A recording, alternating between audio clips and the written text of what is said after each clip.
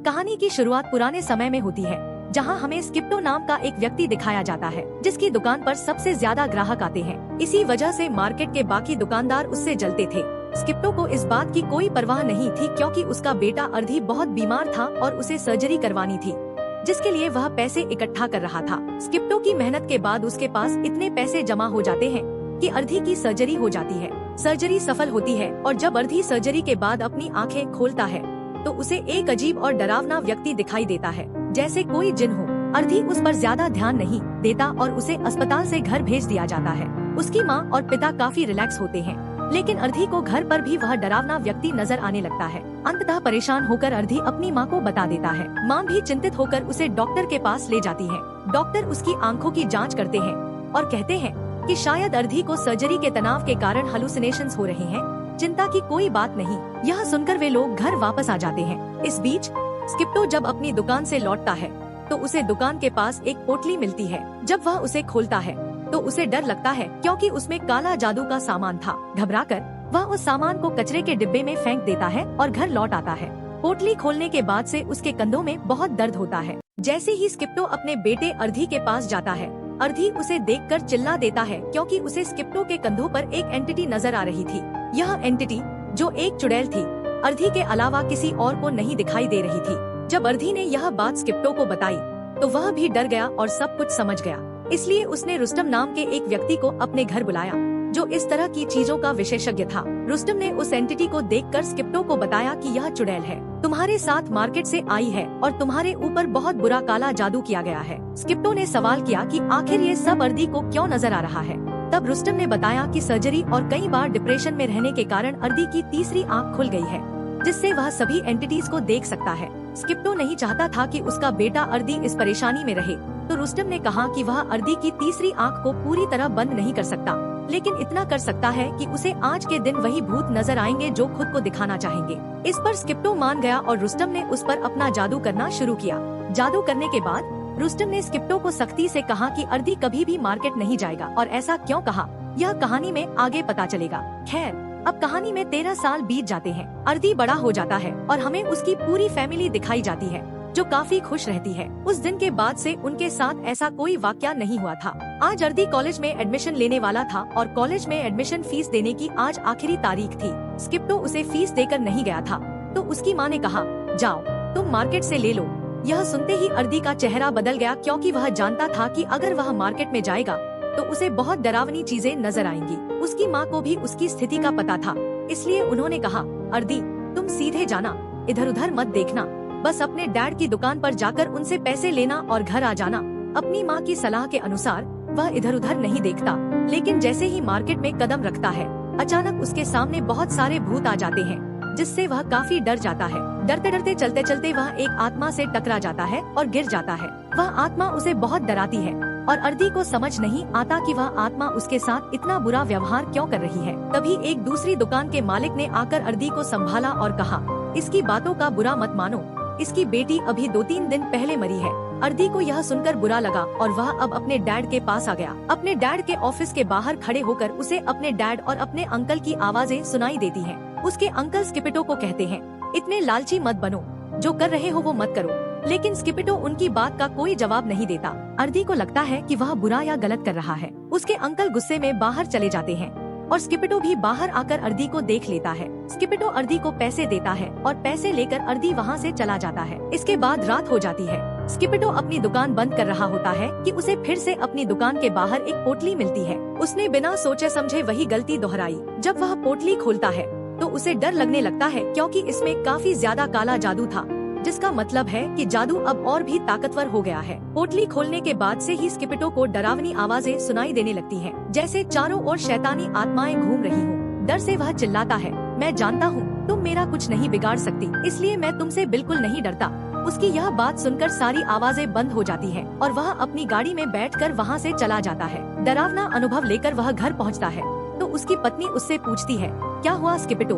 लेकिन स्किप्टो उसे कुछ नहीं बताता और जाकर सो जाता है। नींद में भी उसे डरावने सपने आने लगते हैं। सपने में एक बूढ़ी औरत दिखाई देती है, जो कहती है, 7 समुद्रों का जादू पूरा हो चुका है, इसलिए सुबंगी तुम आ जाओ।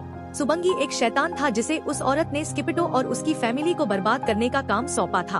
हम देखते हैं कि वह शैतान स्किपिटो के अंदर चला जाता है। स्किपिटो की बॉडी मुड़ने लगती है और उसे बहुत तकलीफ होती है। यह सिर्फ सपने में नहीं हो रहा था बल्कि असल में भी हो रहा था। वह दर्द से चिल्ला रहा था और उसकी आवाजें अर्दी ने भी सुन ली। वहाँ जाकर अर्दी ने देखा कि उसके पिता सुन रहे थे, लेकिन वह यह नहीं देख पाया कि उसके कमरे में एक शैतान भी था। सुबह सब कुछ सामान्य होता है। जब सब नाश्ता कर रहे होते हैं तब स्किपिटो को खून की उल्टी होने लगती है, जिसमें जानवरों की हड्डियां भी निकल रही थी। यह देखकर सब घबरा जाते हैं। जब डॉक्टर के पास उसे ले जाया जाता है तो डॉक्टर को भी उसकी बीमारी की समझ नहीं आती और सभी परेशान हो जाते हैं। स्किपिटो के दुकान के कर्मचारी भी उसकी मदद के लिए आते हैं। बताया गया कि जादू किया गया है, इसलिए आप इस तरह बीमार हैं। स्किपिटो उनकी बात पर विश्वास नहीं करता और उन्हें यहाँ से जाने के लिए कहता है, क्योंकि स्किपिटो बीमार हो चुका था।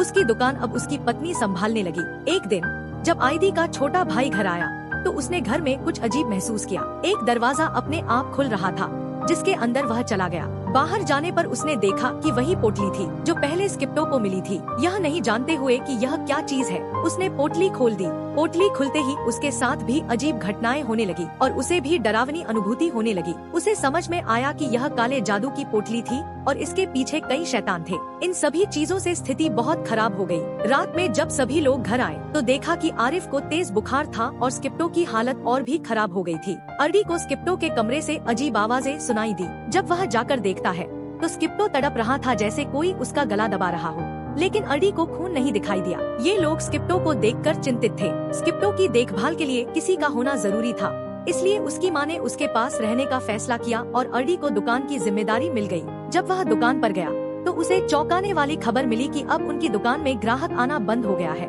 जिसके कारण दुकान के कर्मचारी भी छोड़कर जा रहे थे। यह सुनकर अर्दी और भी उदास हो गया। फिर उसने अकेले ही दुकान को संभालना शुरू किया, लेकिन कोई ग्राहक नहीं आया। जब पूरी मार्केट बंद हो गई तब एक ग्राहक आई जो कोई इंसान नहीं थी। इस बात का अंदाजा अर्दी नहीं लगा पाया। उस लड़की ने जो सामान मांगा अर्दी ने उसे दे दिया। जैसे ही अर्दी ने उस लड़की की ओर सामान बढ़ाया, उसने अपना डरावना चेहरा दिखाया। वह गुस्से में थी और बोली, तुम लोगों की वजह से मेरी जान गई। यह सुनते ही अर्दी डर गया और वह लड़की उसकी दुकान से चली गई। अर्दी ने उस लड़की का पीछा किया तो वह पास की एक दुकान के अंदर गई और फिर एक कमरे के पीछे चली गई। जब उसने उस कमरे का दरवाजा खोला तो देखा कि वहाँ काला जादू चल रहा था। शैतान की मदद से एक महत्वपूर्ण कार्य किया गया है, जिससे उसे जगाना इतना कठिन हो गया है कि इसके लिए समुद्रों तक जाना पड़ता है। समुद्र के पानी का उपयोग करके जादू किया जाता है, जिसके बाद शैतान जागता है। अगर तुम्हें उस शैतान को मारना है या सुलाना है तो तुम्हें उन समुद्रों का पानी लाकर अपने जादू को शुद्ध करना होगा, जिससे वह शैतान जगाया गया है। यह काम इतना आसान नहीं है, क्योंकि उन्हें यह पता लगाना होता है कि समुद्र के किस हिस्से से पानी लिया गया है। यह जानने के लिए रुस्तम फैसला करता है कि इन लोगों की तीसरी आंख भी खोल दी जाए। वे पहले समुद्र के पास पहुँचते हैं, जहाँ एक छोटा सा मंदिर बना हुआ है। उन्हें बस यहाँ से पानी लेना था, लेकिन वहाँ मौजूद शैतानी आत्मा उन्हें बहुत डराती है और पानी नहीं लेने देती। लेकिन स्किपिटो की बहन उसे धोखा देकर अंततः वे यहाँ से पानी लेकर आगे बढ़ जाते हैं। उनकी खुली हुई आंखें बाकी 6 समुद्रों पर बने मंदिरों को खोजने में मदद करती हैं। हर समुद्र पर पहुंचकर वे बहादुरी से शैतानी शक्तियों से लड़ते हैं और आखिरकार अपने पिता को बचाने के लिए पानी लाने में सफल हो जाते हैं। लेकिन अभी एक बड़ा मोड़ है। क्या वे अपने पिता को बचा पाएंगे, क्योंकि उन्हें घर पहुंचने में पूरी रात लग जाएगी। और यहाँ हमें सुबंगी शैतान दिख रहा है जो उनके घर पहुंच चुका है उनके पिता को मारने के लिए। सुबंगी को रोकने के लिए रुस्तम लगातार अपना जादू कर रहा है, जिससे सुबंगी को थोड़ी तकलीफ हो रही है। इसलिए सुबंगी ने पहले स्किपिटो को मारने की योजना बनाई, लेकिन सबसे पहले उसने रुस्तम पर हमला किया और उसे मार देता है। फिर वह घर में भी घुस जाता है। अर्दी के अंकल यह सुनिश्चित करने के लिए कि उसका मिशन खराब न हो, सुबंगी पहले उन्हें मारने का सोचता है। वह अपने बड़े हाथों से उसका गला पकड़कर उसे दबा देता है और इतनी देर में हम देखते हैं कि बाहर अर्दी आ जाती है। अंदर आते ही वह शौक में है, क्योंकि उसने रुस्तम और अपने अंकल की लाश देख ली। लेकिन अब शोक मनाने का समय नहीं था। वह जल्दी से अपने पिता के पास जाती है। सुबंगी के अपने पिता के पास पहुंचने से पहले वे जल्दी से पानी निकालकर सुबंगी के पिता को नहलाना शुरू कर देते हैं। लेकिन इस टी टाइम पर सुबंगी यहाँ आता है अपने मिशन को नष्ट करने के लिए। वह सबसे पहले अर्दी की बहन को यहाँ से दूर फेंक देता है और फिर अर्दी पर हमला करता है। अर्दी उस शैतान को पूरी तरह देख पा रहा था, लेकिन फिर भी वह डर नहीं रहा था। उसने पहले ही अपने डाइट पर पानी डाल दिया था और अब उसे 7वां पानी डालना था। शैतान जानता था कि अगर उसने 7वां पानी डाल दिया तो उसका मिशन खत्म हो जाएगा और शायद उसकी भी जान चली जाएगी। इसलिए वह पूरी कोशिश करता है कि अर्दी यह पानी स्किपिटो पर न डाले। वह अर्दी को मारने के लिए उसे पकड़ लेता है। जैसे ही इस काले जादू का अंत होता है, स्किप्टो ठीक हो जाता है। लेकिन अब सवाल यह है कि सुबंगी गया कहाँ? हम देखते हैं कि वह आदमी जिसने स्किप्टो पर जादू किया था अपनी दुकान में जाकर देखता है कि सुबंगी अपना काम पूरा नहीं कर पाया। अब वह बिना किसी की जान लिए सो नहीं सकता, वह बस हमारी जान लेने आया था। लेकिन सुबंगी अपना काम पूरा नहीं कर पाया। तभी अचानक पीछे से सुबंगी आ जाता है, जिसे देखकर जादूगरनी बहुत डर जाती है। वह अपनी मौत को अपने सामने देख रही थी। सुबंगी ने अपने बड़े हाथों से उसका गला दबाकर उसे मार दिया। इसके बाद सुबंगी ने सीसक को भी मार दिया और यह जादू का सिलसिला यहीं खत्म हो गया। कहानी के पोस्ट क्रेडिट सीन में हमें स्किप्टो दिखाया जाता है, जिसने अब अर्दी और अपने परिवार से वादा किया है कि वह कभी भी काला जादू नहीं करेगा। और इसी के साथ यह फिल्म समाप्त हो जाती है।